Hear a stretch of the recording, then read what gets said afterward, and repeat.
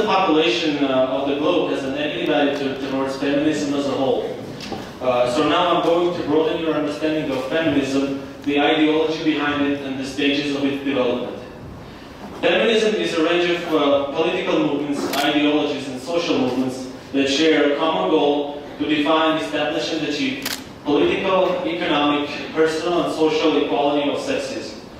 This includes seeking to establish educational and professional opportunities for women that are equal to such opportunities for men. We need the slides. Okay, let's talk about the first wave. So the first wave feminism was a period of feminist activity and thought that occurred within the time period of 19th and early 20th century throughout the world. It concentrated on legal issues, primarily on gaining women's right to vote. The Seneca Falls Convention was the first women's rights convention which advertised itself as a convention to discuss the social, civil, and religious condition and rights of women. In 1800, women had little control over their lot in life. An average married female gave birth to 7 children. Higher education was off limits. Wealthier women could exercise limited authority in the domestic sphere, but possessed no property rights or economic autonomy. Lower-class women toiled alongside men, but the same social and legal restrictions applied to this stratum of society as well. 19th Amendment, which was ratified in 1920, gave women right to vote.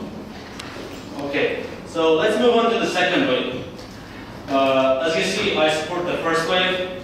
So now let's move on to the second one. The second wave of feminism started after the women were forced out of their workplace after the end of World War II, and essentially ended with the failure to ratify the Equal Rights Amendment. It has first began in the early 1960s in the United States, and eventually spread throughout the Western world and beyond. Whereas first wave feminism focused mainly on legal issues, sexuality, family, the workplace, reproductive rights, de facto inequalities, and official legal inequalities. Second wave feminism also drew attention to domestic violence and marital rape issues. Establishment of rape crisis and battered women's shelters, and changes in custody and divorce law. Feminist-owned businesses such as bookstores, credit unions, and restaurants were among the key meeting spaces and economic engines of the movement. Second wave feminism has achieved a little but significant for them goals. For instance, Margaret Thatcher became the first female prime minister while 95% of the government was ruled by men. International Women's Day was formalized as an annual event by UN General Assembly. The Domestic Violence Act became law in Britain. Women were unable to obtain a court order against their violent husband. And this range of second wave feminist achievement can go on and on. Alright, so now I'm going to criticize the third wave, and I'm really sorry for those extremely devoted feminists if I hurt your feelings during my speech. So the third wave arose partially as a response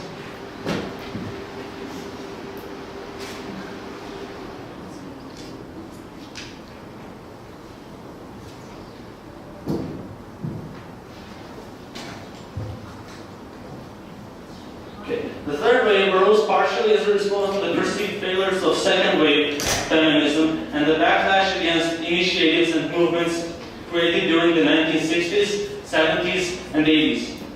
So it has started as a response to the second wave, but never really reached its goals.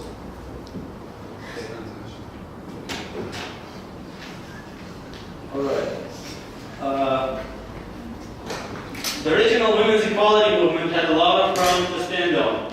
Yes, women should have all the rights that men have. But the year is 2017. I hate to break it down to third wave feminists, but we do have those rights.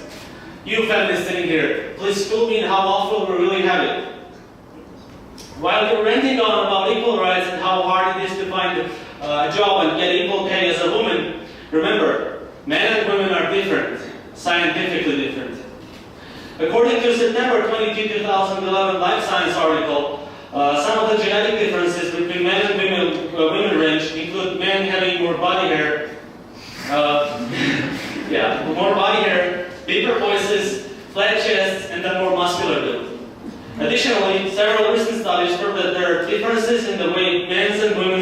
function and perform.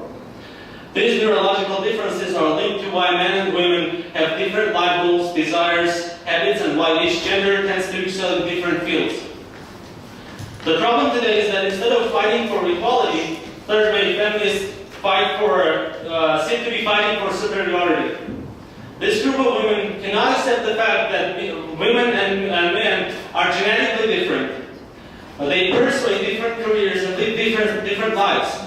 They aren't satisfied with women being able to vote, run for public office, go to college, work in their desired field, and etc.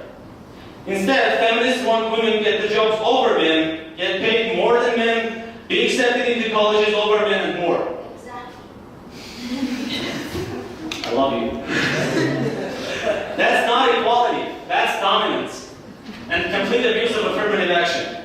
It should not be gender that decides things for a person.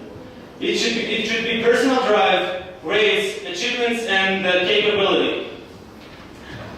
Also, as we all know, life isn't fair, but having women try to dominate does not make it fair either. People should not be hired because of gender or race.